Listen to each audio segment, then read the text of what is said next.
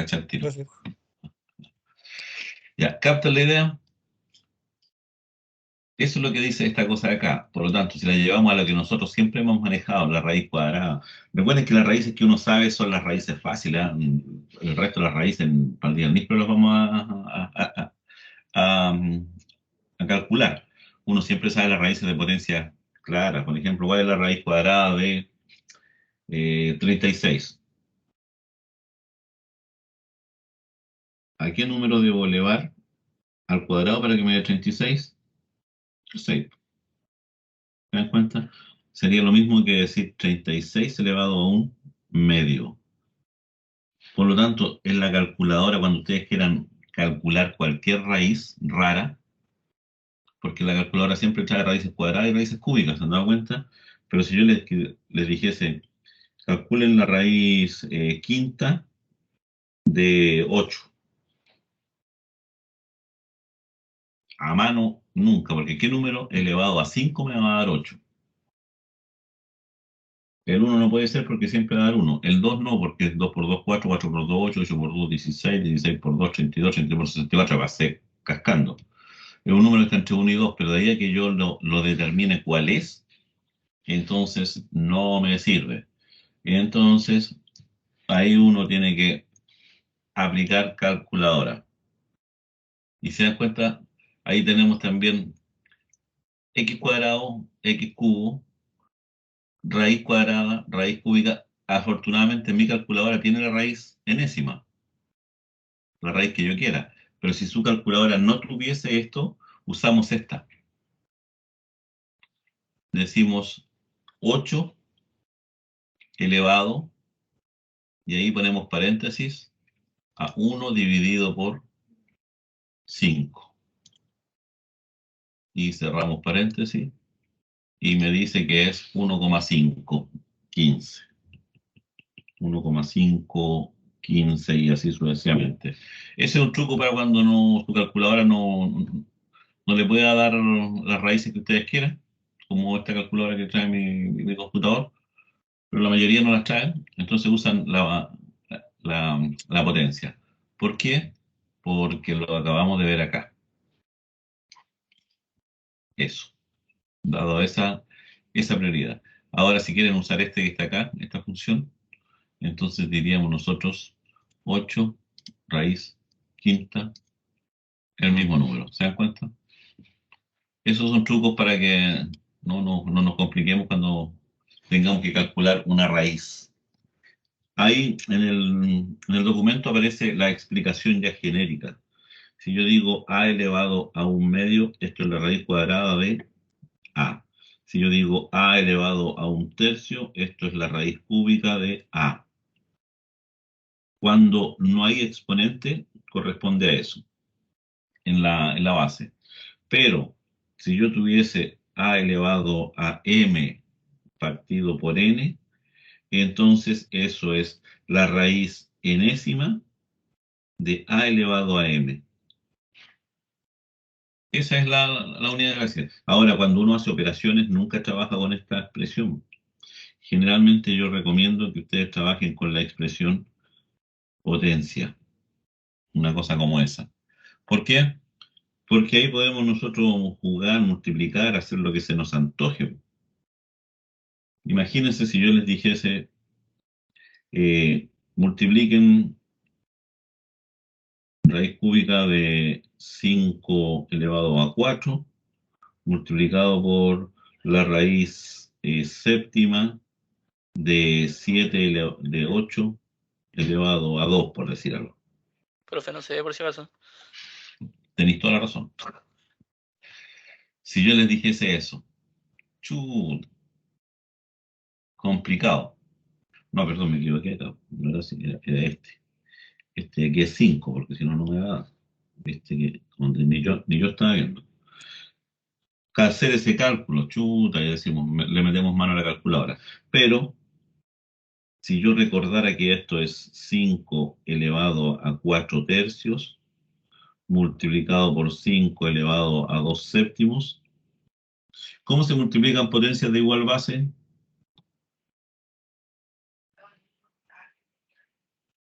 Eso lo vimos en varias clases ya. ¿Cómo se multiplican potencias de igual base?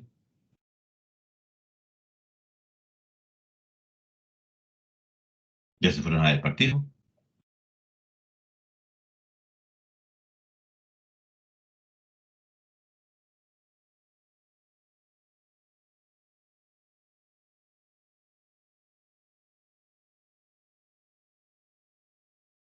¿Hay alguien que esté escuchándome, no?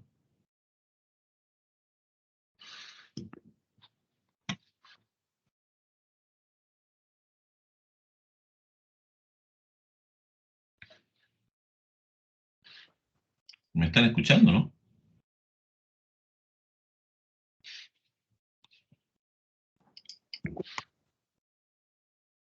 Sí, se escucha, profesor. ¿Y cómo nadie responde entonces? Si yo voy a multiplicar dos potencias de igual base, ¿cómo se hace? ¿Qué es lo que dijimos anteriormente?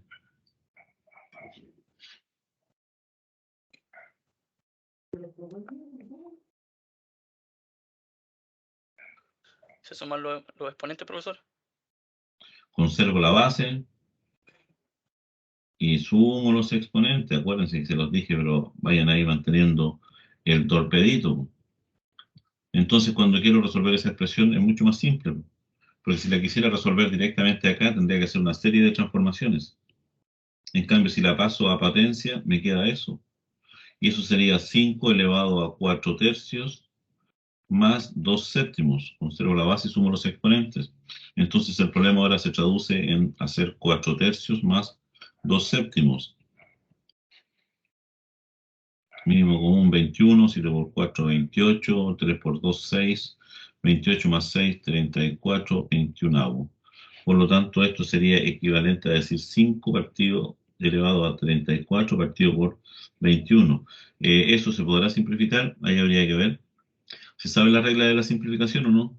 ¿Cómo simplificar números? Recuerden que vimos eso también, como lo mencionamos. Esto sería equivalente a decir la raíz 21 de 5 elevado a 34. Y ese sería el resultado. Solamente aplicando propiedades de las que ya hemos visto. Ni siquiera aprendiéndome propiedades nuevas. ¿Se podrá simplificar el 21 con 34, no?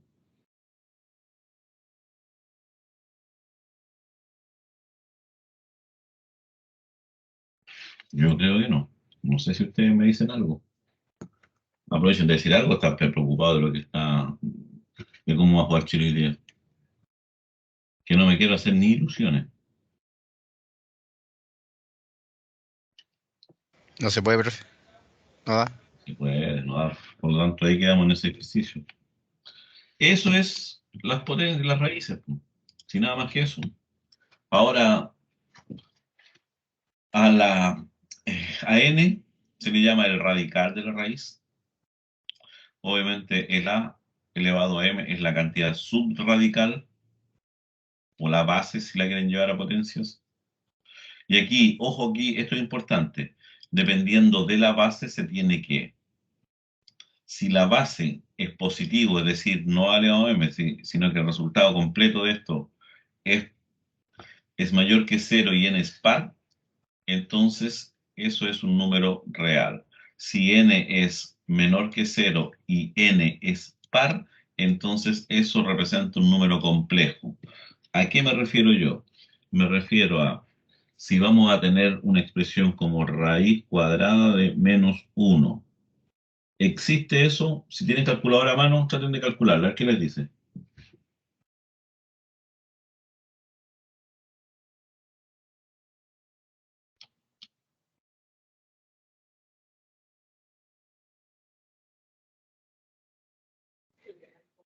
¿Qué les No dice la puede porque calculadora?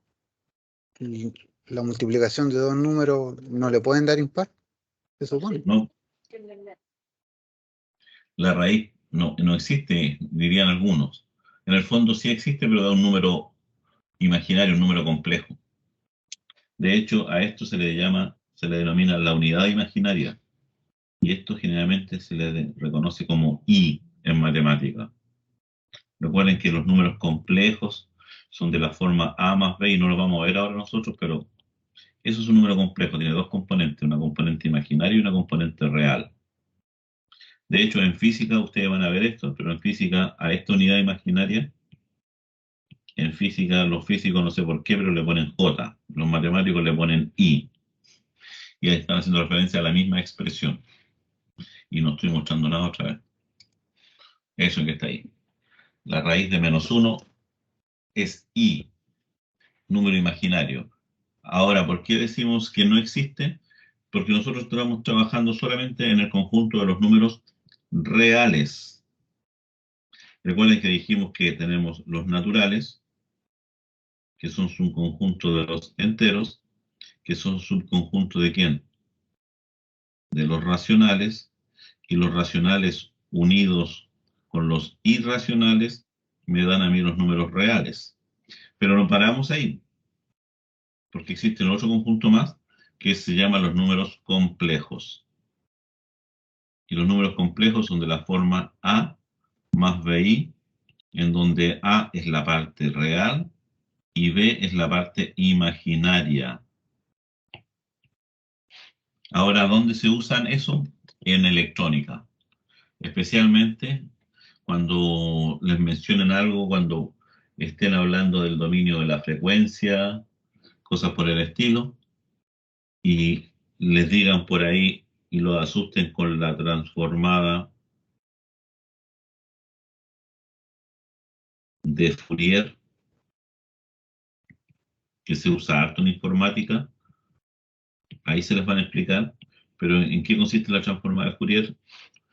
Pasar si lo llevamos para que ustedes más o menos lo logren entender desde el punto de vista no matemático, sino que desde el punto de vista informático, una imagen, yo tengo una imagen con cerritos, ¿cierto? Y un solcito, esa imagen está en mapa de bits. Eso está en el dominio de las imágenes, en el dominio del X, Y, perdón, del X, Y, de los píxeles. Pero yo esta transformación la puedo llevar a una frecuencia.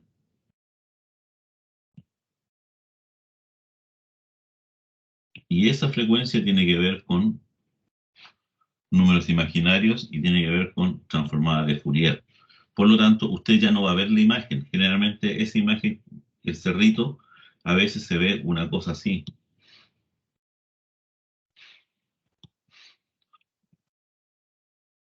Imágenes raras así, en donde cada uno de esos colores puede representar una frecuencia distinta de la imagen. Y entonces acá es muy simple eliminar objetos de la imagen. Yo no lo elimino acá, sino que paso la imagen a la frecuencia. En la frecuencia detecto cuál es la frecuencia que yo voy a eliminar, la elimino y vuelvo nuevamente a la imagen y podría haber sacado completamente el sol y me queda todo lo otro, que es lo que hacen los programas generalmente. Pero eso es cuando trabajamos con las frecuencias. En física ustedes van a trabajar de eso. No sé si ya están trabajando en física, en arquitectura un poco con las frecuencias. Recuerden que las frecuencias son cosas así, que son funciones matemáticas. Ya, eso es para que lo vayan entendiendo. Entonces, si yo quiero calcular la raíz y me doy cuenta que la cantidad, el radical, es par, lo que está dentro de la raíz siempre tiene que ser mayor o igual a cero. Si lo que está acá afuera es par, pero lo que está aquí adentro es un número negativo, sí se puede calcular. Como por ejemplo, si yo les dijese a ustedes cuál es la raíz cúbica, perdón, a ver, si A es negativo, la raíz cúbica de -1, ¿cuánto es? ¿A qué número debo elevar -1 al cubo para que me dé? O sea, ¿qué número Menos uno. elevado al cubo me da -1? -1, Menos uno. el mismo, existe. Pero si yo hago lo mismo con la raíz cuadrada, no existe en los, ojo, que quede claro, ¿ah? Para que después no me digan que estamos mintiendo, en los reales, en ese conjunto que les dije yo, acá no tiene sentido calcular eso, pero sí existe porque en los números complejos sí la encontramos. Ya, y aquí aparecen todas las propiedades. Pues si vuelvo a repetir esto rapidito, no lo vamos a hacer corta. La multiplicación de raíces de igual radical, cuando tienen el mismo radical, entonces lo escribo como una sola gran raíz, porque esto es equivalente a la propiedad de las potencias. ¿Se acuerdan la propiedad de las potencias? Sí, aquí ustedes tienen que siempre recordar eso. ¿Se acuerdan cuando nosotros teníamos a elevado a n por b elevado a n? Decíamos que era ab y todo eso elevado a n. Bueno, es lo mismo con la raíz. A elevado a n, raíz de eso, entonces es lo mismo que ab elevado a n. Vuelvo a repetir, las mismas. Así que no se compliquen estudiándolas por separado. Multiplicación de raíces con distinto radical. Aquí la cosa cambia un poco. Aquí la norma, ¿cuál es? Miren, fíjense. Vean en el resultado final y les va a quedar más o menos claro. Esto es A, la raíz enésima de A elevado a m por la raíz P de B elevado a Q es igual a eso que está acá. Igualamos los subíndices. En el fondo, preocúpense de esta parte nomás. ¿Qué es lo que ocurre? Multiplicamos el N por el P, eso que está indicando acá, y el M lo multiplicamos por P y el Q por el N. Si lo quisiéramos resaltar con las potencias, también resultaría. División de raíces de igual radical, lo mismo que las potencias. División con distinto radical, parecida a la que acabamos de hacer. La raíz de una raíz es lo mismo que la potencia de una potencia. Entonces, ¿cuál es el concepto aquí? Potencias. No hay otra cosa. Las raíces son potencias. Si las miro como potencias, siempre voy a poder calcularlas y no me tengo que aprender ninguna de estas cosas. Me tengo que recordar única y exclusivamente cuáles son las propiedades de las potencias y esas son muy fáciles de aprender porque casi todo el mundo ya se las sabe. Hay otro concepto que es importante. Generalmente, yo cuando hago un ejercicio, cuando hago algunos cálculos, por convención nunca debiese dejar una raíz en el denominador. Eso es una norma. No es que esté mal o si lo dejan esté igual, no. Es por convención. Por convención se estila que las raíces siempre tienen que quedar arriba y abajo no pueden quedar raíces. Esa es la idea en una fracción. Aquí dice, frecuentemente nos encontramos con expresiones que son fracciones cuyo denominador es un número irracional. Efectuando en ella una amplificación adecuada, podemos transformarla hasta dejar su denominador en forma de un número racional. El proceso mediante el cual se consigue este objetivo se denomina racionalización. ¿Qué es lo que dice un número irracional? Ojo, ¿se acuerdan ustedes cuáles son los números los racionales? ¿Se acuerdan cuáles son, cierto? ¿Cuáles son los números racionales? Si no han estudiado, estamos mal. ¿Cuáles son los números racionales? Los que llamamos Q, los que ustedes les dicen fracciones. Pero nosotros dijimos que son todos aquellos números que se pueden escribir como A dividido por B, donde A y B son números enteros y B es distinto de 0. Esos son números racionales. Cualquier número que yo lo pueda escribir como una fracción, en donde A y B sean números, en realidad no números racionales, aquí son números enteros, en donde A y B sean números enteros y B sea distinto de 0, entonces son números racionales. Ojo con eso. Por ejemplo, el 3 quintos es un número racional, sí, porque ya está escrito como 3 quintos. El número 7 es un número racional, sí, porque lo puedo escribir yo como 7 dividido por 1. Cumplí la expectativa que me estaban pidiendo. Cualquier número yo lo puedo escribir como una fracción. Esos son los números racionales. Pero hay números que no pueden ser escritos. Existen números que no pueden ser escritos como un racional. Esos se denominan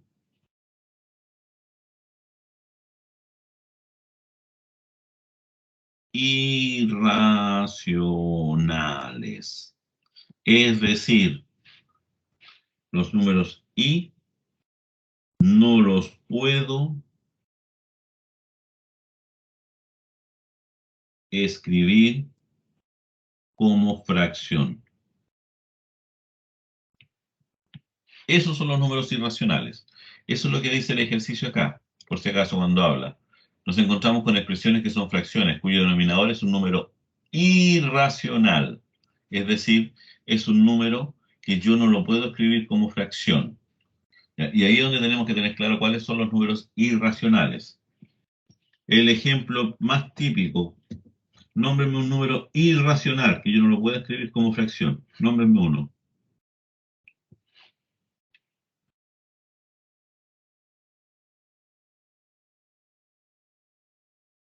Cric, cric.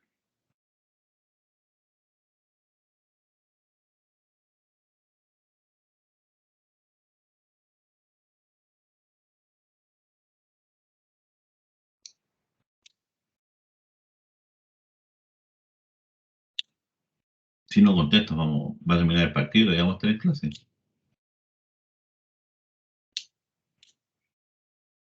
Pi, Ya, bien. El número pi. ¿Por qué el número pi es irracional? Porque no se puede escribir como fracción, aunque ustedes me digan, no, si pi es 3,14. No, esa es una aproximación. De hecho, el número pi ya lo han encontrado como no sé cuántos millones de decimales y aún no saben que termina, no es un número periódico, no tiene fin y se siguen calculando. Ustedes pueden aquí tranquilamente buscar para su tranquilidad el número pi. De hecho, el número pi tiene un día, el 14 de marzo. 14 de marzo es el día del número pi. Ahí tenemos el número pi. Es una relación por si acaso. Después algún día van a poder saber ustedes. El número pi, cómo se calcula, cómo lo han ido evolucionando, cómo se pueden eh, sacar decimales usando estas expresiones que generalmente en programación las hacemos nosotros, que ustedes las calculen y con eso van aproximando el número pi. Y aquí están la cantidad de decimales que tiene el número pi y el error que tiene, del año que tiene. Fíjense, Al-Khwarizmi, nuestro famoso amigo de los algoritmos, dijo que pi era 3,1416. Si él dice que 3,1416, entonces ese número sí yo lo podría escribir como un número racional. Por lo tanto, pi dejaría de ser racional, pero es imposible. Es imposible. En la época moderna ya usan computadores. Y ahí tenemos la cantidad de números decimales. En el año 49 le habían encontrado 2037 decimales a pi y aún no determinaban que era un número eh, finito o que además fuese periódico. Y así siguen. Miren, de hecho en el 2020, hace poquitito, determinaron que esa cantidad de decimales ya le han calculado el número pi. No sé ni cómo se lee. Esa es la idea. Ese es un número irracional, por si acaso. Ese es un número irracional. Existen otros números más irracionales muy famosos, ¿ah? Pero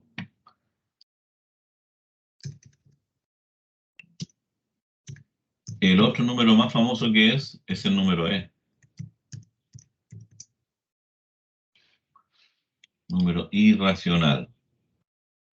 Ahí está, que no se pueden escribir. Por eso es importante reconocer si son racionales o irracionales. Si el número es irracional, nunca podré simplificar o nunca podré hacer nada con él. Hay que entenderlos. Ahí están los más famosos. El número pi, el número e y el número áureo, que es la proporción de la hermosura que hablaban eh, los griegos. Y hay varios números más. Esos son los números irracionales, por si acaso, para que los conozcan. El número más clásico es pi. El número e. Y hay otros más pues, que tienen que ver con las raíces. De hecho, la raíz cuadrada de 2 es un número irracional. La raíz cuadrada de 3, la raíz cuadrada de 5, la raíz cuadrada de 7 y muchos más son números irracionales. Es decir, si usted mete en la calculadora cuánto es la raíz de 2, si calculamos en la calculadora la raíz de 2,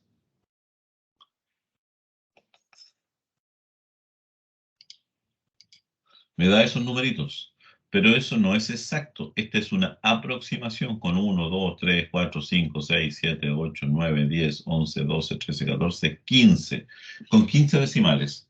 Pero no es exacto. Es lo más rápido que me da la calculadora. Ahora, ¿de dónde vienen estos números y cómo yo podría saber en qué parte de la recta numérica cae el número 2? También es interesante. Si ustedes recuerdan el número pi, es la relación que hay entre su diámetro y su circunferencia. Si ustedes hicieran el ejercicio siempre matemático de dibujar una circunferencia, le calculan o le determinan cuál es su diámetro. Después vuelven a hacer otra circunferencia más. Y le calculan su diámetro. Ustedes se van a dar cuenta que si el diámetro es este, el diámetro es este, diámetro 1, diámetro 2, el perímetro es lo que está por fuera, perímetro 1, perímetro 2. Si usted siempre hiciera la división perímetro 1 por el diámetro 1, eso siempre le daría pi. Perímetro 2 por diámetro 2 siempre le daría pi, independiente del tamaño de los círculos. Siempre esa relación se va a dar. Ese es el número pi, tan simple como eso. Es la relación que hay entre el diámetro y su circunferencia. Es como si yo cortara esto de aquí, lo cortara y lo empezara y estirara el círculo que haría acá.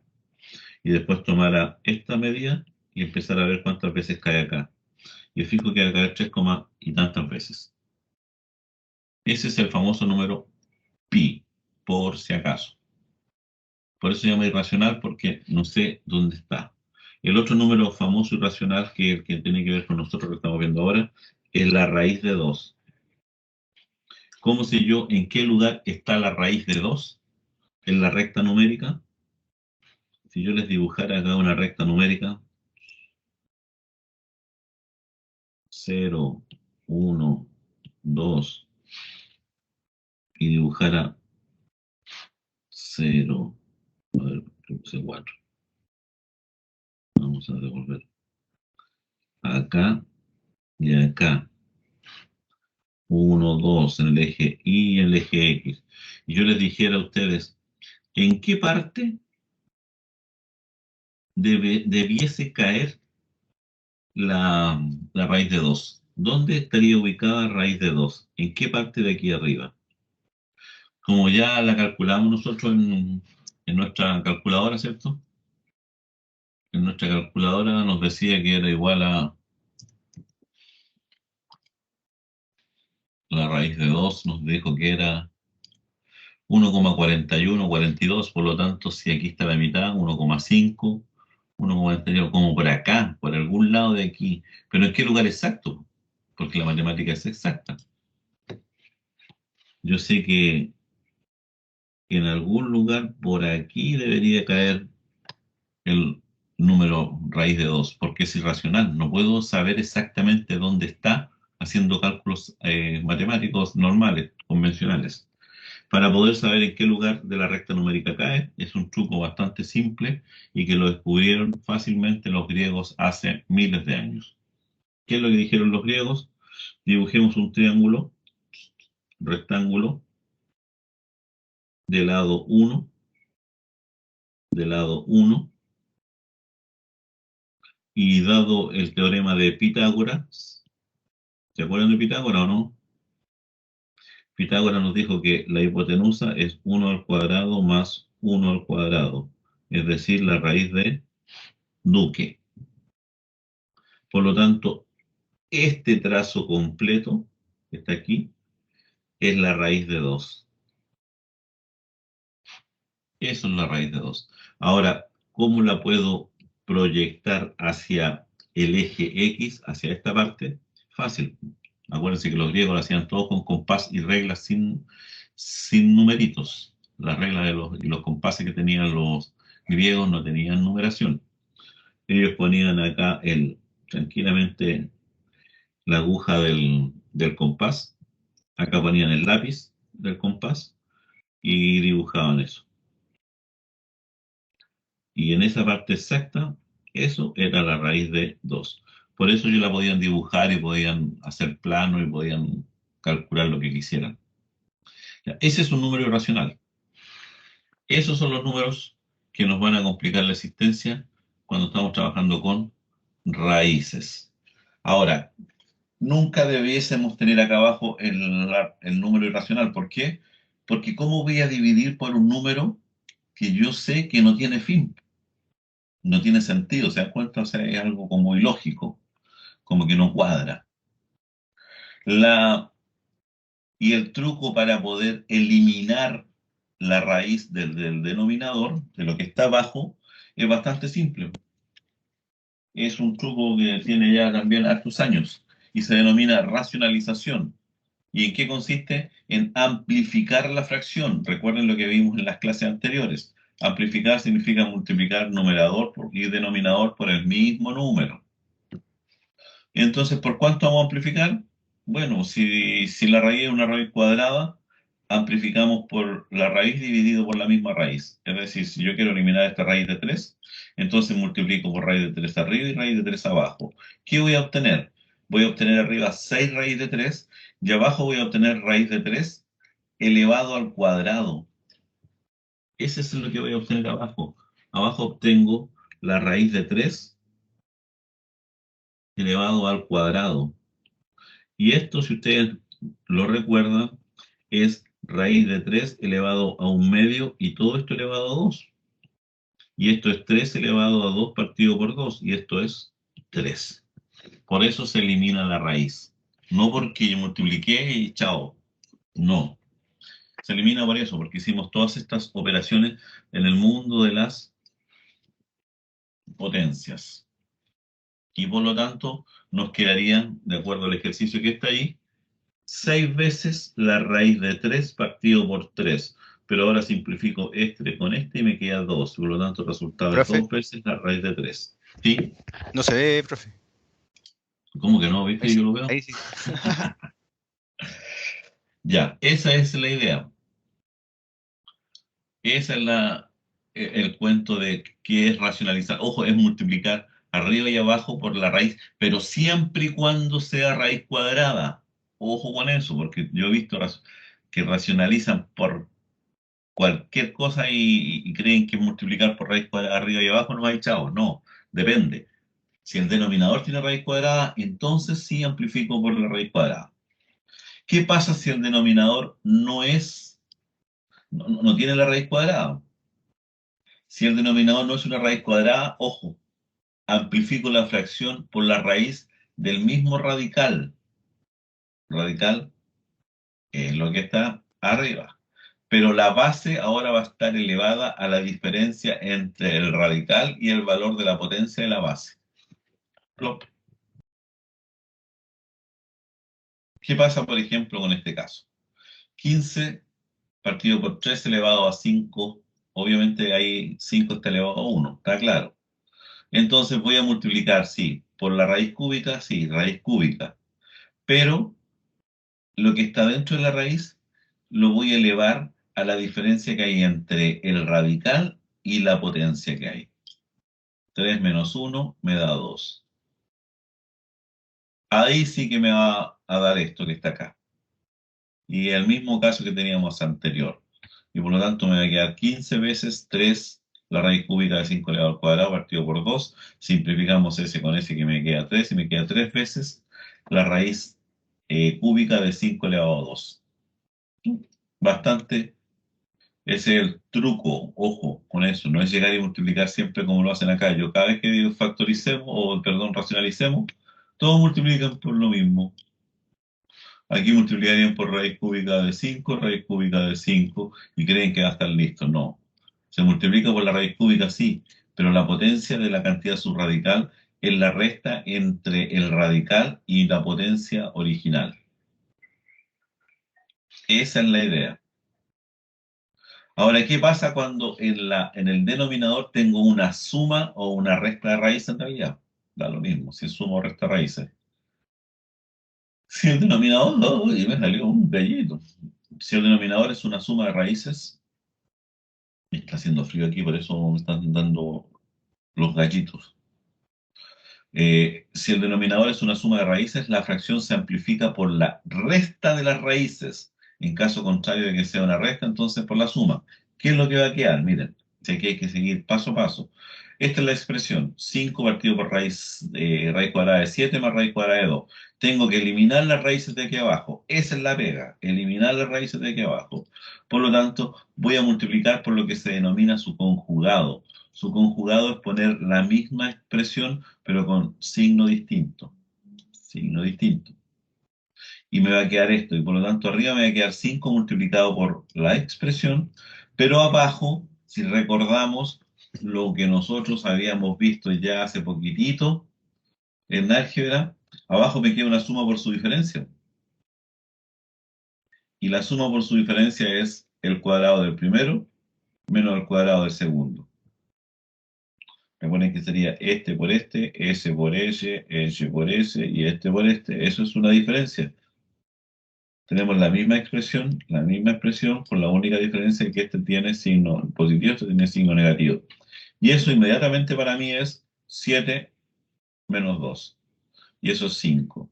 Por lo tanto, la expresión se simplifica el 5 con el 5 y me queda raíz de 7 menos raíz de 2. Miren. Eso es lo que llamamos nosotros racionalizar, es decir, eliminar del denominador la raíz. Aquí les mostramos los casos más o menos triviales, ¿ah? Hay algunos casos que son muy complicados y hay algunos casos en que hay que aplicar 2 o 3 de estos métodos simultáneamente hasta que vayan eliminándose las raíces. Esa es la idea. Ese es el concepto de raíz. No. Aquí tienen varios ejercicios ustedes que ya los pueden desarrollar. No los vamos a dejar. Aquí, por ejemplo, expresar cada raíz en su forma típica. ¿Qué significa eso? Significa, por ejemplo, raíz cuadrada de 2. ¿Esta cómo la puedo escribir de alguna otra forma? ¿Cómo puedo escribir esta de otra forma? Miren, esto es interesante, porque ahí está el truco de las raíces. ¿Cómo escribo de una manera distinta? Voy a escribir primero acá la expresión. Por eso cuesta las raíces, porque en realidad ya es más arte y no tanto como entrar a picar. Fíjense, raíz de 2 más raíz de 32, no las puedo sumar, no podría sumarlas, así simplemente, no son multiplicaciones, por lo tanto no puedo hacer nada con ellas, no son multiplicaciones que tienen igual radical tampoco, nada. Entonces, cuando encuentro esto, yo puedo simplificar alguna de estas expresiones. ¿Cómo? La raíz de 2 estamos perdidos, es raíz de 2. Pero resulta que la raíz de 32, ¿qué número elevado a varios da 32? Ahí hay que saberse las tablas. 2 por 1, 2. 2 por 2, 4. 2 por 3, Podría 6. ser No es raíz que, de 2 por 16. ya, 2 por Sería 16, 4 ¿cierto? raíz de 2, ¿no? Y 2 y 16, ¿cómo se puede escribir? Como 2 por 4. Y 4, ¿cómo se puede escribir? Como 2 por 2. ¿Y esto cuánto es? 2 elevado a 4. Si se saben las potencias de 2, estamos claros. 2 por 2, 4. 4 por 2, 8. 8 por 2, 16. 16 por 2, 32. 2 por 2, 4. 4 por 2, 8. 8 por 2, 16. Me faltó una. Así pues, este era 8. 8 por 2 da 16. No, no me hagan trampa, pues, ¿ven? Entonces esto es 2 por 2. Pero 8, ¿qué cosa es? 2 por 4. 2 por 2 por 2. Y esto es 2 por 2. Ahora sí que esto es 2 elevado a 5. 2 por 2, 4. 4 por 2, 8. 8 por 2, 16. 6 por 2, 32. Por lo tanto, en vez de escribir 32, ¿qué voy a escribir? 2 elevado a 5. ¿Qué ventaja tiene eso? Más, hacemos el mismo truco, 5 veces. ¿Qué cosa acá? 2 elevado a 3. 2 elevado a 3. ¿Y qué puedo hacer ahí? Son potencias. No me acuerdo cómo se llama. Pero es restar cuando se divide la potencia. Esto podría ser 2 elevado a un medio, ¿no? Sí, puede sacar el exponente. Esto puede ser 2 elevado a 5 medios. Esto es 5 veces 2 elevado a 3 medios. ¿Y qué puedo hacer ahí?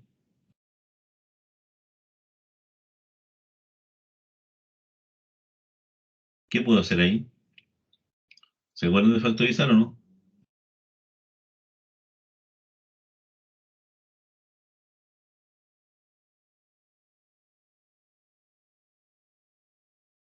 ¿Se podrá factorizar eso o no? Sí, profe, se puede factorizar, que yo me quedé pegado en la. Yo la estaba descomponiendo como raíces, Sí. como el ¿Y cómo se factor va de a raíz de factorizar todo. eso? ¿Mm? ¿Cómo podríamos factorizar eso?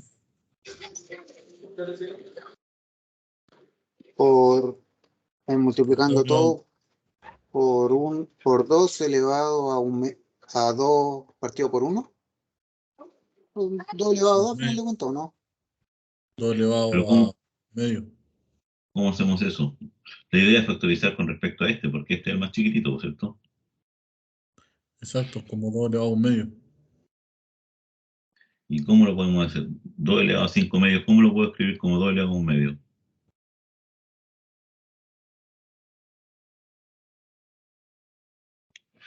La pregunta es, ¿cómo escribo? Chuta, me quedó feo el 5. ¿Cómo escribo 2 elevado a 5 medios de una forma distinta?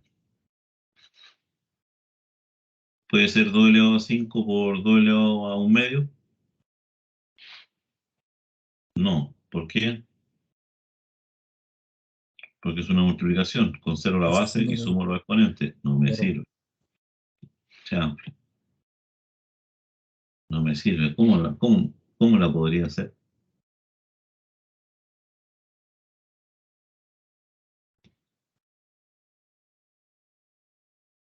¿Cómo la podríamos hacer? ¿Hay alguna cosa que me diga conservo la base y divido los exponentes? ¿Hay algo parecido, no?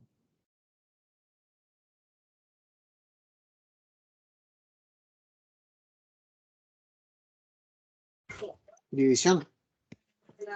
De 2 elevado a Eh, 5. 2 elevado a 5 y 2 elevado a ¿cuánto?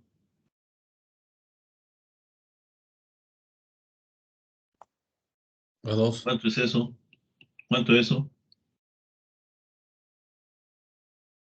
Eso es 2 elevado a 5 medio, ¿no?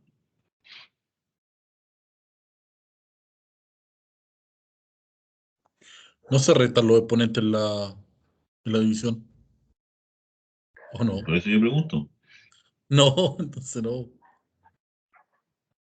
Yo pregunto por eso, si yo le estoy tratando de que repasen ustedes toda la materia, o si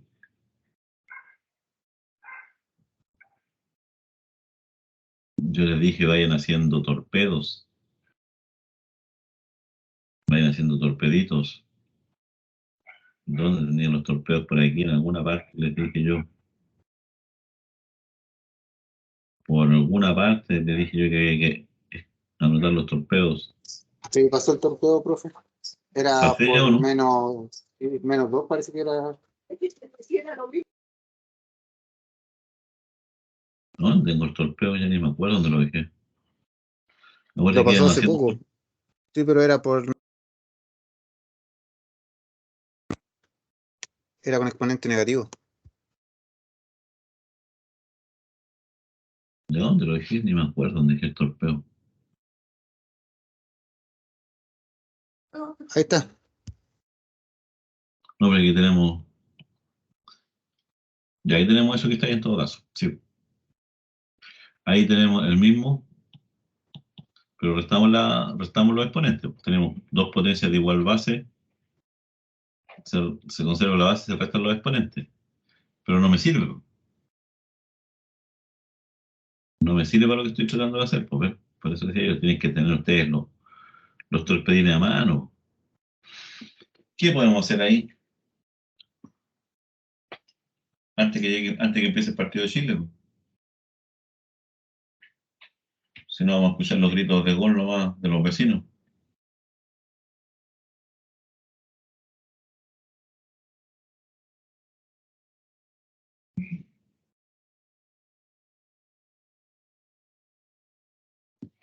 ¿Qué más se le ocurre hacer?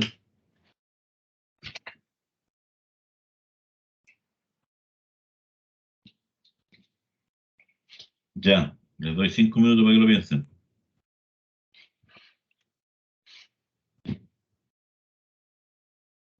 Hasta ahí logramos algo. Pero hay otra cosa que se puede hacer.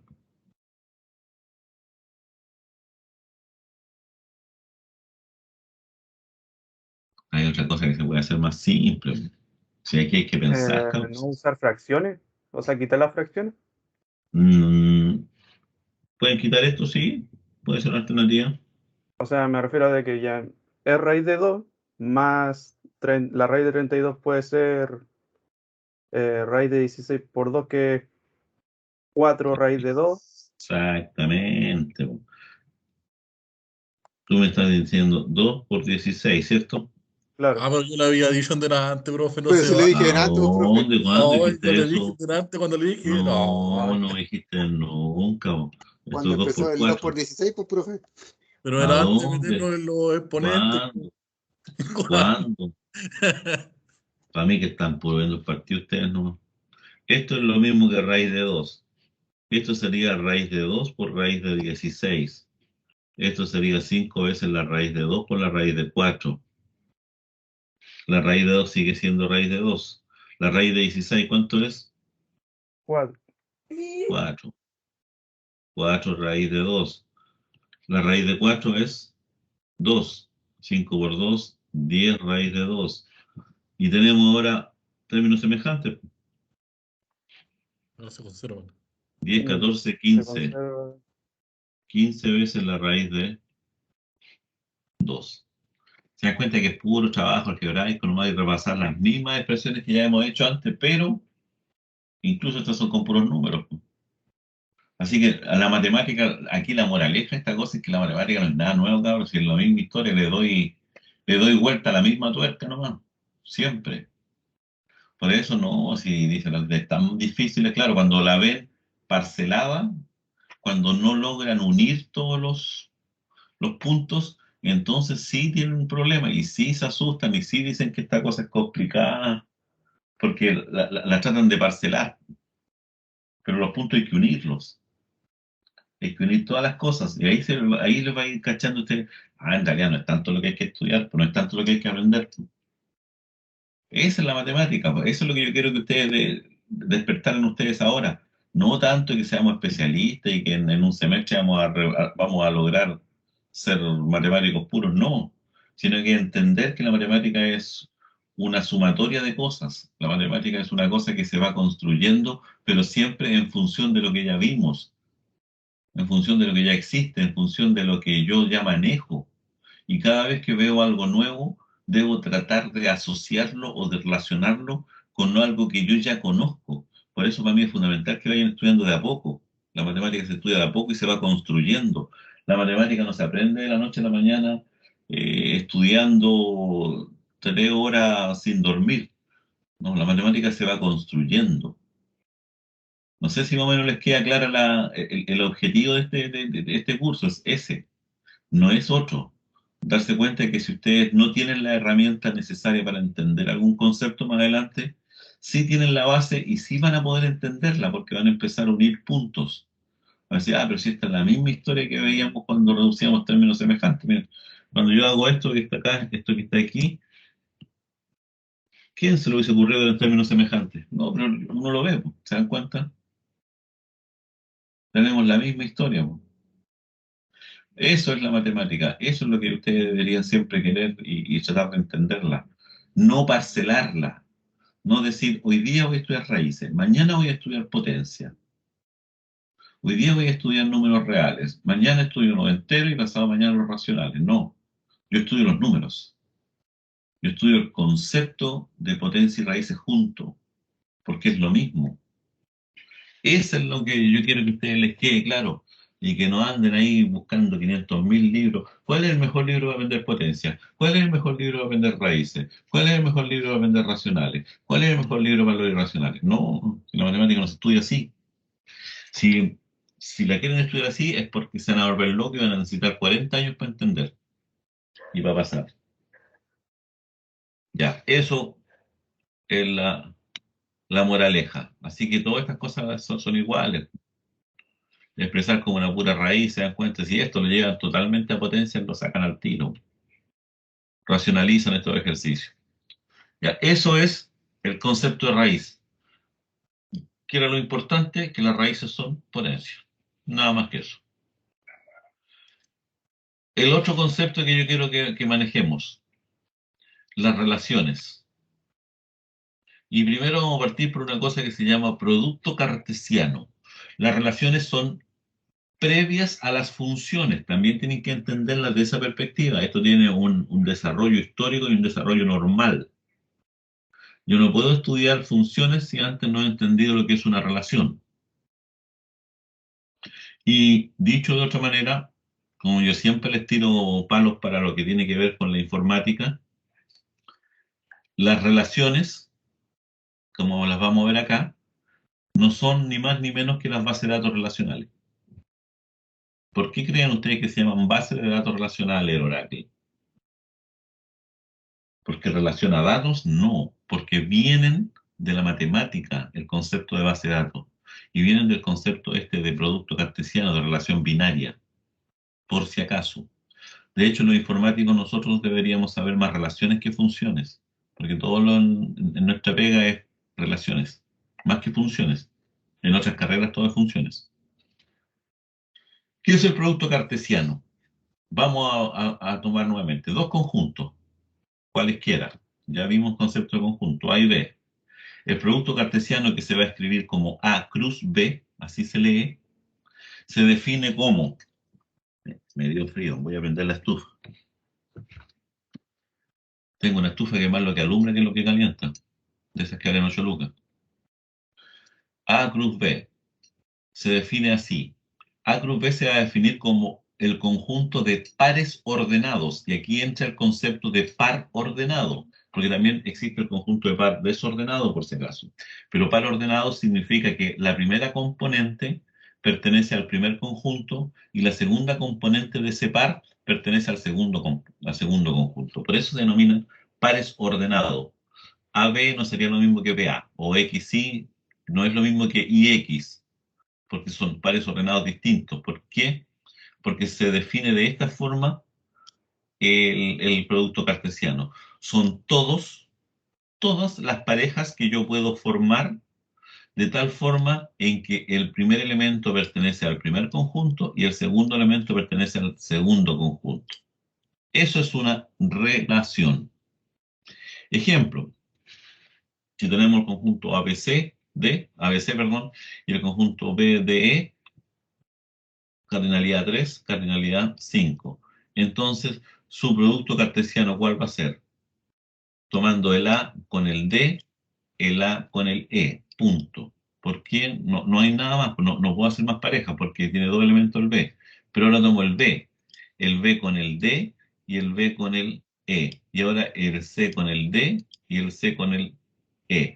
No puedo decir el par ordenado DA, porque el par ordenado DA no pertenece a A cruz B. El par ordenado DA pertenecería al B cruz A. ¿Queda más o menos claro el concepto de par ordenado? Porque es importante cuando les dicen a ustedes, es un par ordenado. Entonces está claro que el primer elemento a uno y el segundo elemento a otro. Punto. O sea, no es conmutativo. No es conmutativo los pares ordenados. ¿Por qué? Porque hacen referencia al conjunto, al primer conjunto y el otro hace referencia al segundo conjunto. ¿Se dan cuenta? Si yo les dijera ahora, establezcamos, por ejemplo, la relación, dado los mismos conjuntos que tenemos ahí, dados esos mismos conjuntos, si yo les pidiera ahora que me dijesen B cruz A, ¿cuál es? Ojo, es un conjunto, por lo tanto, pero es un conjunto de pares ordenados. Y ahí la relación sería D, A, D, B,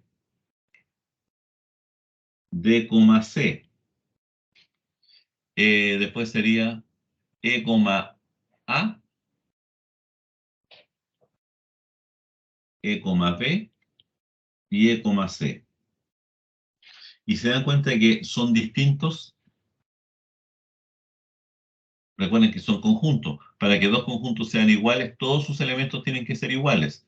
¿Y el elemento AD existe acá? No. Por lo tanto, eso hace el concepto de par ordenado, por si acaso, para que no se les vaya a olvidar nunca. Ahora vamos a hablar de lo que es una relación binaria. Ojo, dice binaria con B larga y no con B corta, porque como el día viernes a algunos les va a hacer. Relación binaria. Dado dos conjuntos no vacíos, A y B se denomina relación binaria, ojo, que va a ir desde A hacia B. Ojo con Ahora la eso. caché. ¿Cachaste el chiste ahora? Ando lento, ahora caché la talla binaria. Ya. Ahora cacharon, andan lento, están como día viernes. Ya, una relación va a ser binaria entre dos conjuntos siempre. Puede ser el mismo conjunto consigo mismo, puede ser una relación binaria de A en A. Ojo con eso. Pero en donde si me dicen que la relación binaria de A B, el primer elemento va a estar en A y el segundo en B, pero son un subconjunto del producto cartesiano completo, es decir, solamente algunos de este producto cartesiano completo van a pertenecer a la relación binaria, porque la relación binaria yo debo definirla, debo decir qué elementos de todos estos van a pertenecer a la relación binaria. Esa es la idea. Se dan cuenta, por ejemplo, si yo hiciera así mirándolo, así como, aunque algunos se enojan, supongamos que tenemos el conjunto A son todos los hombres, el conjunto B son todas las mujeres. Si yo hago el producto cartesiano, sería todo con todo, ¿no? ¿Captan idea? El producto cartesiano las tiene todas. Sí, profe. Lo decía yo, con los no sé cuántos millones de mujeres. Pero Sería todos con todas. todos con todas, tenéis toda razón. Aunque algunos van a ser con todos, pero ya ese es el otro problema. Ya. Supongamos que tenemos ya por un lado el conjunto de género masculino, por otro lado género femenino, por decir algo, para un ejemplo, para que no me digan que estoy hablando casi pescado y después se enojen conmigo, no.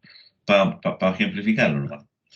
Por lo tanto, el producto cartesiano serían, si yo tomo un elemento del conjunto de hombres, el producto cartesiano va a estar relacionado con cada una de las mujeres que hay en el otro conjunto. ¿Estamos de acuerdo? Ese es el producto cartesiano. Va a estar con los pares ordenados. Pero si yo defino la relación matrimonio, entonces ya la cosa cambia. ¿Se dan cuenta? ¿Por qué? Porque el matrimonio teóricamente es un hombre, o ya vamos a hablar, ya, este ejemplo antiguo, porque ahora estamos con todos, pero supongamos que estamos 20 años atrás. Sería de un hombre con la mujer, ¿cierto? Pero uno solo. Tendría que divorciarse para que existiera la otra relación, porque la relación, el matrimonio, como sea, es único, ¿no? Eso es, elegimos algunos no todos. A eso le denominamos nosotros relación binaria. Dado dos conjuntos no vacíos A y B, se denomina relación binaria de A en B.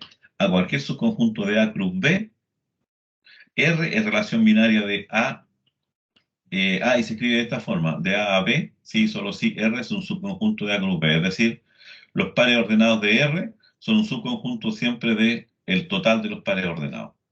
Por ejemplo, si tenemos el ABC y el PQRS, entonces una relación puede ser esto que está acá. Yo no sé por qué lo elegí, sino que lo escribí nomás. Recuerden que el producto cartesiano tendría el A con el B, el A con el Q, el A con el R, el A con el S, el B con el P y todo, y así sucesivamente. ¿Cuántos de esos habrían?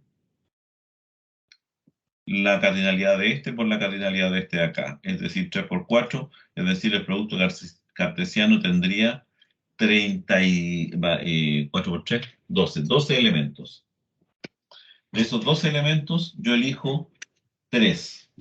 Y a esos 3 que yo elegí, los llamo la relación R. Eso es una relación. Se puede representar con dibujitos. Voy a tener todos los A y los B. Y la relación, fíjense, no es el producto cartesiano. La relación es quién está relacionado desde A con B. El A estaría relacionado con la R. La B estaría relacionado con la Q y también estaría relacionado con R. Pero el C no está relacionado con nadie y el S tampoco. Da lo mismo. Da lo mismo. La notación se puede escribir así, AR, ARR, o se puede escribir así también. Ahí digo que el elemento X está relacionado con el elemento Y. O también lo puedo escribir como el par ordenado de X, Y pertenece a la relación R. Ojo, una cosa es la relación y otra cosa es el producto cartesiano. El producto cartesiano son todas las parejas que se pueden formar entre los dos conjuntos. La relación es elegir alguno de ellos. La gracia está en que la elección de alguno de ellos debe tener de alguna forma, porque uno es más grande que el otro, uno es mayor que otro, uno tiene los ojos azules y el otro no. Yo elijo cuál es la frase que me va a permitir a mí elegir esos elementos de la relación. Esa es la idea. Y ahora vienen las definiciones, ¿no? El dominio de la relación, que se denomina DOM-R, dada la relación R de A a B, el dominio de ella, DOM-R, es el conjunto de todos los elementos de A que participan en la relación. Y además el dominio de R es subconjunto de A. Ojo con eso, ¿ah? El dominio de la relación son los que realmente pertenecen a la relación. Por ejemplo, el dominio de esta relación es AB. C no pertenece al dominio. ¿Por qué? Porque no está relacionado con nadie, no pertenece a la relación, fíjense. El dominio hace referencia al conjunto inicial, en este caso al conjunto A. Tengo el A, el B y el B. El C no está, por lo tanto, el dominio de esto sería AB. Eso es lo importante. No todos. Y el recorrido o rango es lo mismo, pero con respecto al conjunto B. Los que participan en B. En este caso, serían Q y R. P y S no pertenecerían a la relación, aunque pertenecen al conjunto B, ojo, ¿ah? Pertenecen al conjunto B, pertenecen al producto cartesiano, pero no pertenecen a la relación. ¿Les queda más o menos claro cuando hablamos de dominio y recorrido? ¿Por qué hago referencia a eso? Porque son los mismos conceptos que podemos hablar en funciones, que son más restrictivos todavía que todo lo que nosotros hemos dicho hasta ahora.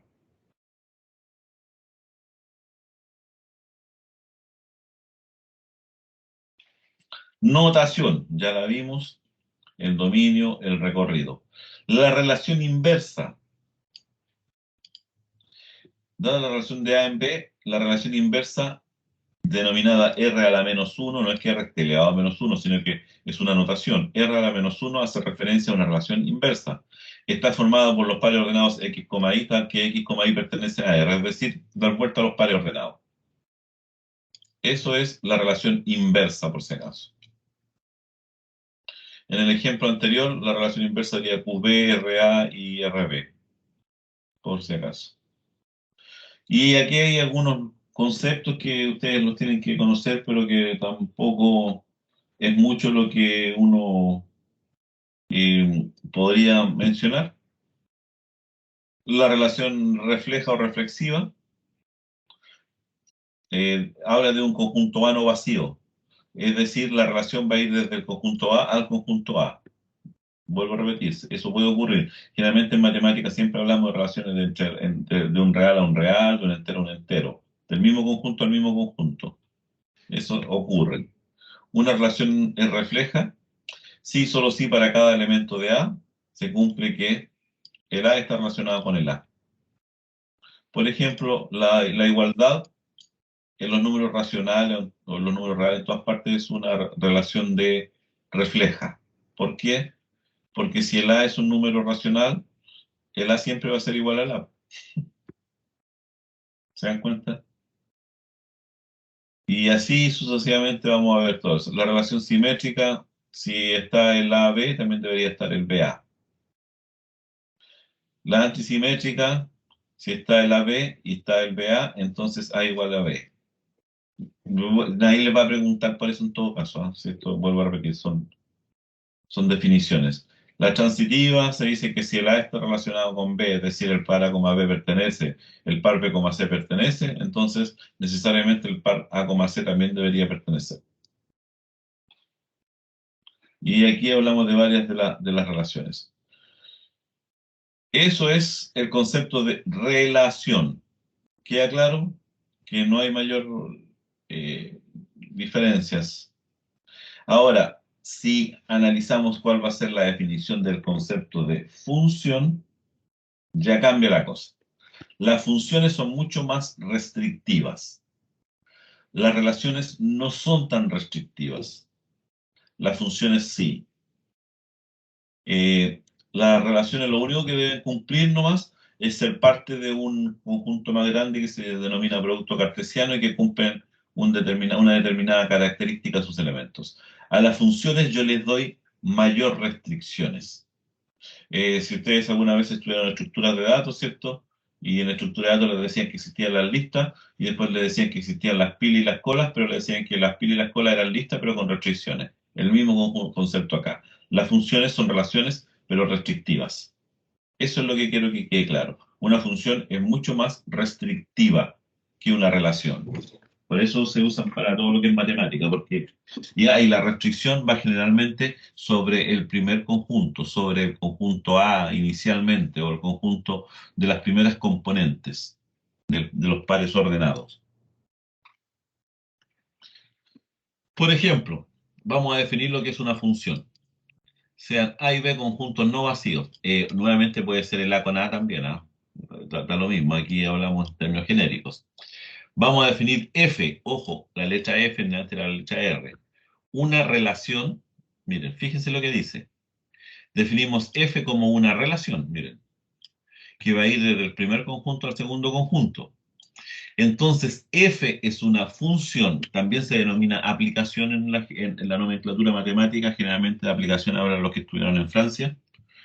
F es una función o aplicación de A en B. Ojo lo que dice acá, y aquí es donde todo el mundo se enreda. Si y solo si cada elemento de A le hace corresponder uno y solo un elemento de B. Ojo con eso. Cada elemento de A le corresponde un solo elemento en B. Eso es una función. Ustedes me dirán, pero profe, mire, el R tiene dos. Sí, pero le damos la definición de nuevamente. Primero que nada, la definición. Para que sea función, todos los elementos del primer conjunto deben participar en esa relación.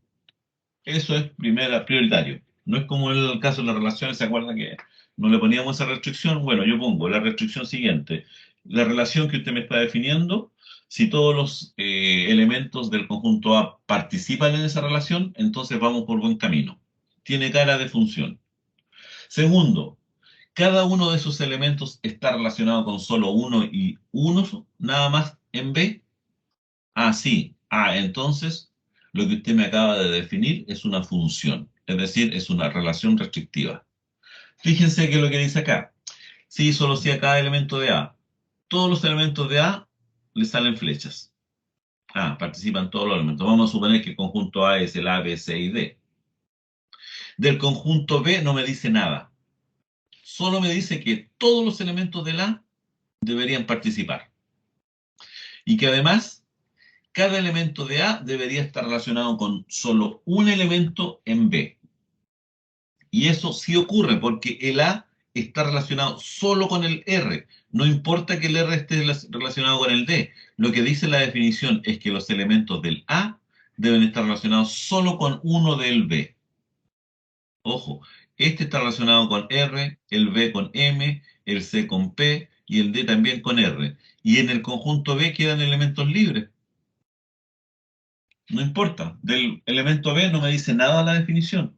La definición en términos generales, que es lo que ustedes siempre deberían tener claro, es que para que sea función, todos los elementos del primer conjunto participan y cada elemento que participa del conjunto A solamente está relacionado con un solo elemento del conjunto B. Eso es una función. Nada más que eso. El dominio de la función se llama DOM-F y el codominio, que es el antiguamente llamado rango, es el B. El dominio de la función es A, el codominio es B. Ojo, el codominio completo, ese es el codominio. Pero para la función, vuelvo a repetir, me dicen que los del primer conjunto tienen que estar todos con una pura flecha. ¿Qué cosa no sería función del punto de vista dibujístico? Déjenme, a donde me puse a hablar y me fui en la ola, se me apagó esta cuestión. Cuando llegó la avisen.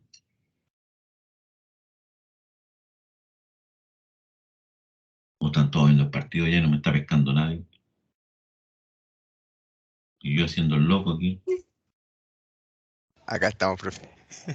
Ah, Estamos. Prefiero no ver. yo también, por eso estoy aquí. Así se pasa más rápido la hora. Sí. Estoy más asustado que mejor no digo chiste porque si no, Universidad Católica. Ya. ¿Qué no sería función? Por ejemplo, si consideramos ese mismo ejemplo, el A, el B, el C y el D. Ya, ahí está la pelotita. Y por el otro lado tenemos el N, el M, el Q, el S, el P y el R. Ya. De este punto de vista, primero, ¿qué no podría ser función? Una cosa como esta, mira, una cosa que todo el mundo diría sí, es simple. Por ejemplo, ya S con S, S con S y S con S. ¿Es función? No, No, profe. No. ¿Por No. qué? Porque faltó este de acá, ¿cierto?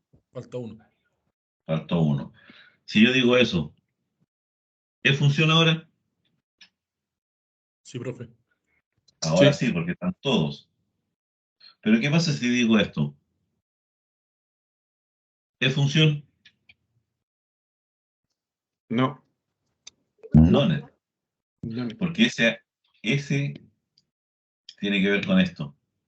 Dice que todos los del conjunto A deberían estar relacionados con solo uno del conjunto B, pero el D, S y P, si esto fuera un matrimonio, este tipo tendría dos parejas, ¿se dan cuenta? Por lo tanto, el matrimonio no es una relación, muchachos, el matrimonio es una función, desde el punto de vista matemático. Y más adelante vamos a ver que es una función 1 a 1 y sobre, aunque se rían. Ya, ahí tenemos clarito lo que no es función. ¿Qué otra cosa sí puede ser función? Miren, aunque parezca raro. Aunque parezca raro, ¿qué podría ser función? Una cosa como esta, miren.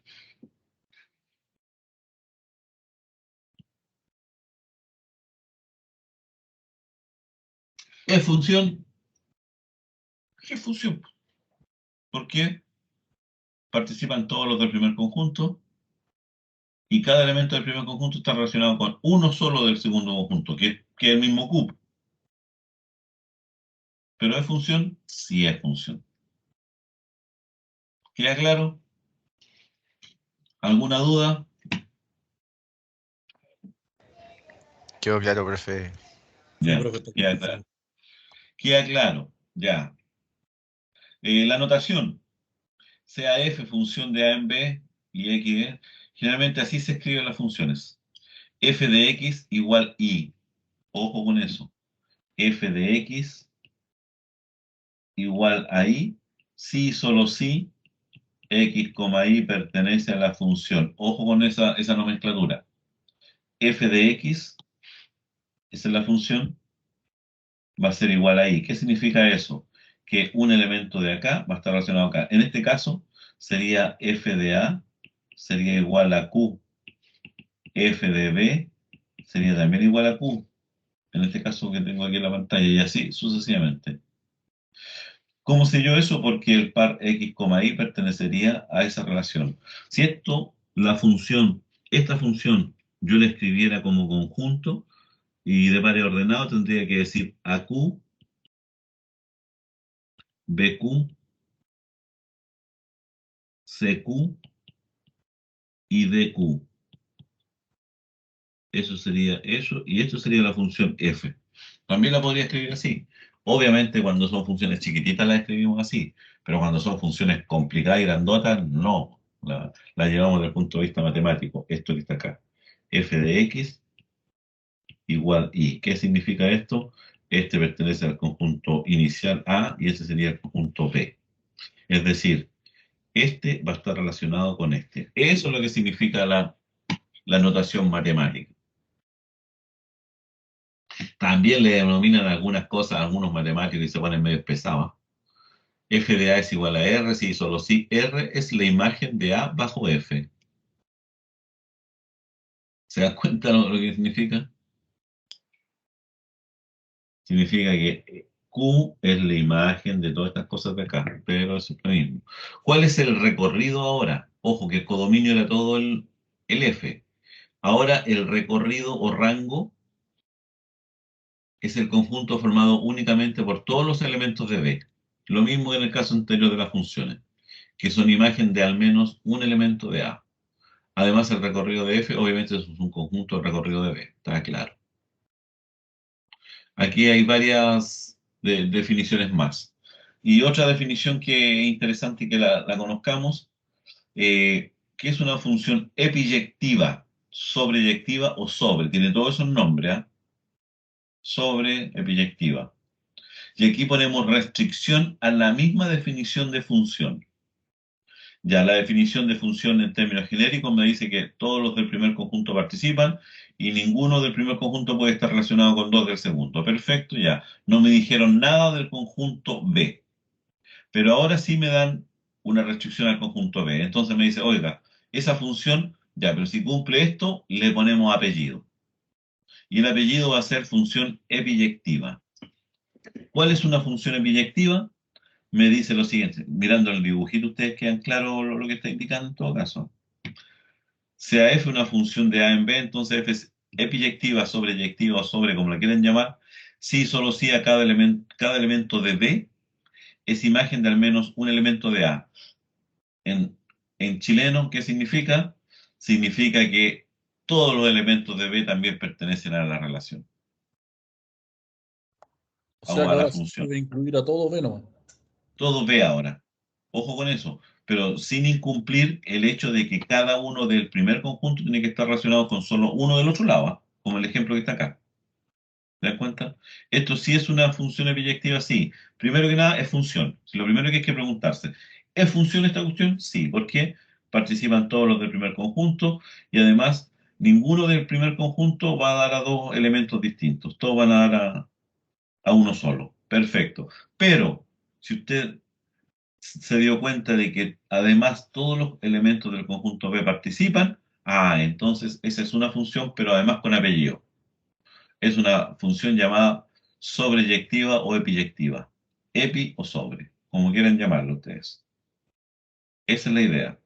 Otra función, otro apellido, función inyectiva o función también denominada 1 a 1. Sea f una función, volvemos nuevamente, tiene que ser función otra vez. Después, si cumple ciertas características, entonces va a ser función epiyectiva. F es inyectiva, perdón, inyectiva o 1 a 1, si solo si a elementos distintos de A, ojo, les hace corresponder imágenes distintas de B. ¿Qué significa eso?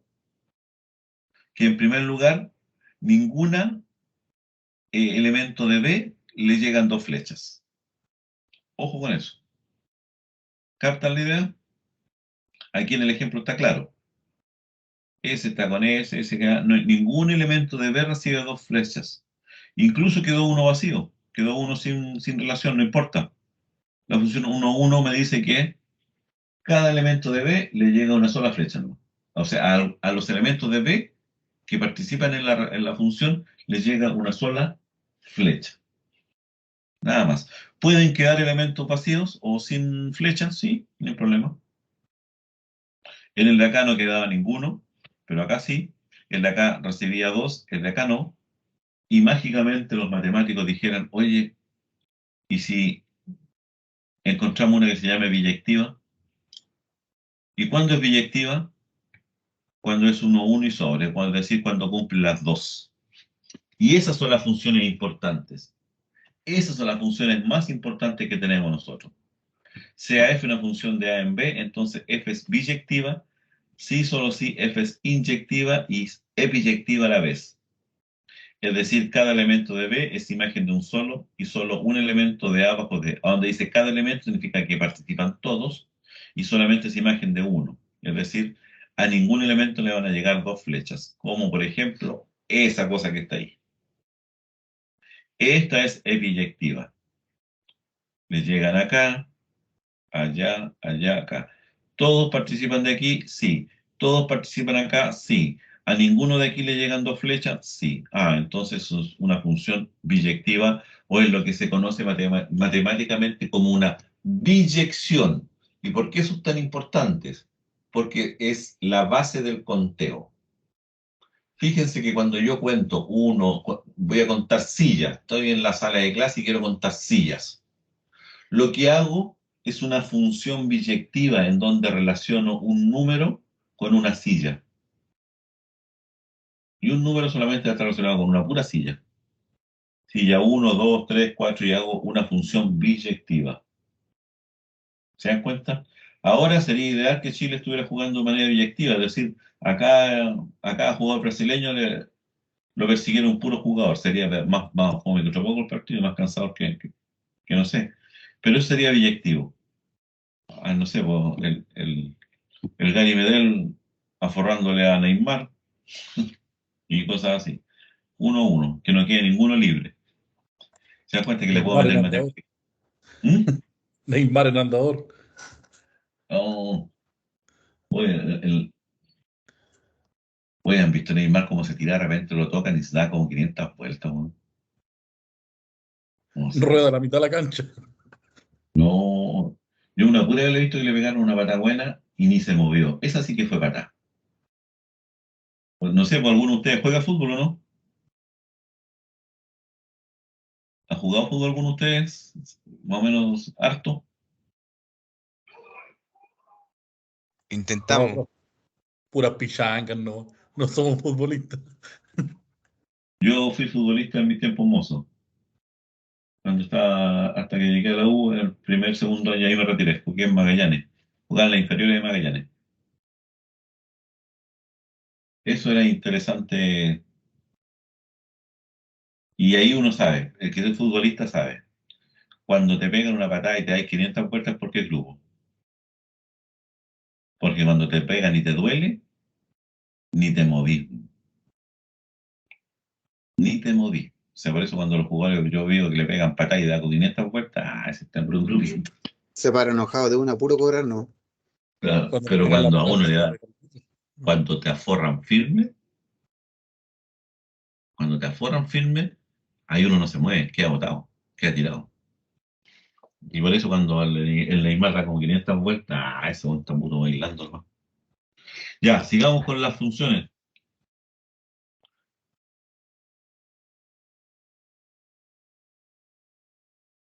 Un Chile final hoy, 0-0 todavía. 0-0. Y hemos mandado cerca, ¿o no? Sí. Se Chuta, están echando al agua solo, cabrón. sí, El profe ahí lo está pillándolo. Se están echando al agua solo. no importa. Ya, Partido función igual inversa. Función inversa es lo mismo que la relación inversa. ¿Estamos de acuerdo? Ya, y aquí es donde es lo importante para mí. Y con esto ya terminamos para que se vayan a ver el partido tranquilo.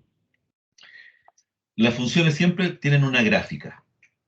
Y la gráfica a mí me dice muchas cosas. Las gráficas son en un sistema de gráfica de eje coordenado x, y, ¿cierto? A esto se llama el sistema de ejes cartesiano. Así se le llama a esta cosa. Vamos a agrandar un poco esto. No, no, está bien. Lo alcanzan a ver, ¿cierto? Son salvadoras Ahí las está gráficas. el eje Y, el eje X, los numeritos. Ya. Vamos a hablar de funciones. Todas las gráficas, todas las funciones tienen una gráfica. Basta con que yo diga el nombre de la gráfica y ustedes se imaginan inmediatamente cuál es la función y qué es lo que hace. Hay una gráfica que se llama gráfica función constante. La función constante es solamente un número. F de A igual un número que tiene que ser real. En este ejemplo, el I era 4 o el A. ¿Por qué? Porque pasa por acá. ¿Qué quiere decir eso? ¿Qué quiere decir una función constante? Quiere decir que va a estar relacionado el 2 con el 4, el 4 con el 4, el 5 con el 4, el 6 con el 4, ¿se dan cuenta? Todos con el puro 4. Eso es lo que me está indicando. Por lo tanto, ¿esta es una función biyectiva? No. Está clarito que no. Es función sí, pero no es función sobre. Digo biyectiva. Eso significa, ahora esta cosa puede pasar por aquí, por abajo, por el lado, por donde sea, pero siempre paralela al eje X. Eso es una función constante. Fíjense que como función constante, más adelante vamos a darnos cuenta que no tiene derivada, que no tiene pendiente. ¿Se dan cuenta? Esta cosa no tiene ni una pendiente, siempre es parejita. Y como es parejita, no tiene aceleración. Para los que ven física. Ya, la función identidad es la función f de x igual a x, es decir, los pares ordenados que van a estar acá son el 1,1, el 2,2, el 3,3, el 4,4 y así sucesivamente. Y esta es la gráfica, el 1,1, el 2,2, el 3,3 y así sucesivamente. Y la gráfica es una línea recta como esta. La función identidad siempre es una recta que pasa por el origen. Este es el origen. Cuando vean esto, función identidad. Esta sí tiene pendiente, porque va creciendo. ¿Se dan cuenta? Su aceleración no es constante. O sea, es constante, sí, pero tiene. En el caso anterior, acá no tiene aceleración. Acá sí hay aceleración, que es siempre la misma. Es decir, no. Recuerden que yo puedo ir aumentando la velocidad, pero voy a aceleración constante. Siempre voy creciendo, por eso el concepto no es acelerar. Función lineal es una línea recta.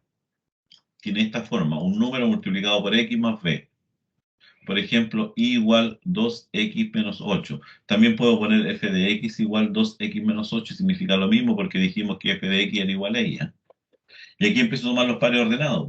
Si estamos en los números reales, puedo tomar el número 1. 2 por 1, 2. Menos 8, menos 6. Por lo tanto, el 1 estaría relacionado con el menos 6, este puntito que está acá. Y así sigo con todos los elementos. Es una línea recta, parecida a esta, pero que no pasa por el origen. Y generalmente, ¿dónde corta el eje Y? En el punto libre, en menos 8. Por acá va a pasar por ese punto. Y después vamos a ver resolviendo la ecuación dónde corta este punto. Por lo tanto, cuando quieran graficar una línea recta, basta con resolver una ecuación lineal y conocerla nomás y van a poder dibujarla perfectamente. La función cuadrática, también llamada parábola, ax cuadrado más bx más c, que es un trinomio cuadrado, lo que hemos visto inicialmente. En este ejercicio que tengo acá mostrado, estoy hablando de 0,5x cuadrado, o lo que es lo mismo, un medio de x cuadrado más 3x menos 4. Tiene este dibujito siempre, miren. ¿Se dan cuenta? Fíjense que de aquí para abajo ya no pertenecen a la función. Estos son los elementos que pertenecen a la función. ¿Qué característica ven en este elemento ustedes? ¿Qué característica pueden ver ustedes? ¿Qué cosas les llaman la atención de esta función? Primero, que crece hacia arriba. Podría crecer hacia abajo también, como una campana. Que es simétrica. Que si yo la doblara aquí, quedaría igual acá. Pero eso es lo que llamamos nosotros una función cuadrática. Tiene este comportamiento. Va bajando, bajando, bajando, bajando, bajando, bajando. Llega un momento en que es cero y sube otra vez. A eso le llamamos función cuadrática. La función potencia. Esta es la función cúbica. Tiene esta forma. Es una parábola cúbica, se denomina así. Después hay que ver y interpretar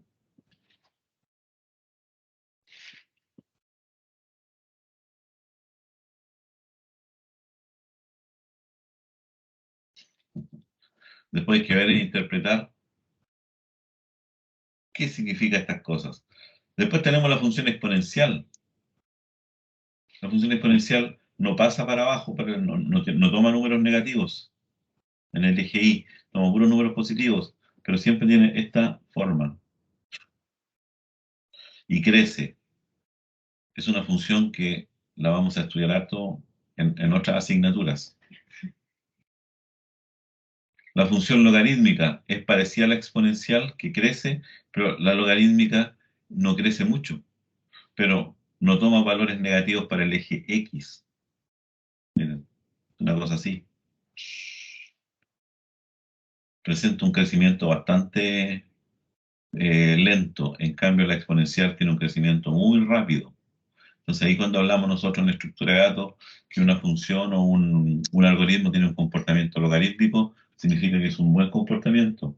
Y cuando digo yo que un algoritmo tiene un comportamiento exponencial, significa que es un algoritmo malísimo. Por esto mismo, por los crecimientos. La función seno, con esas sinusoidales. La función coseno parte en el 1 y sigue lo mismo. Y se repiten. Esto tiene periodos. Y dependiendo de la amplitud que tiene, es frecuencia, amplitud en frecuencia, es generalmente las voces humanas se miden así, el ritmo cardíaco, todo este tipo de cosas se analizan a través de este tipo de funciones. Ya vamos, mis estimados estudiantes. Con eso le hemos dado el barniz completo a lo que son las funciones. Y nos va quedando, va a terminar con álgebra todo lo que es resolver ecuaciones nomás. Y ahí estaríamos listos con la parte de álgebra para prepararnos para después. Se me ha olvidado subir las notas, así que ni me pregunten, porque estoy más atrasado otro poco subiendo notas como loco. Este fin de semana las quiero subir todas. Así que los dejo hasta aquí. Pórtense bien. Vayan a ver el partido. Tengo un diente al puerto de un buque porque aquí me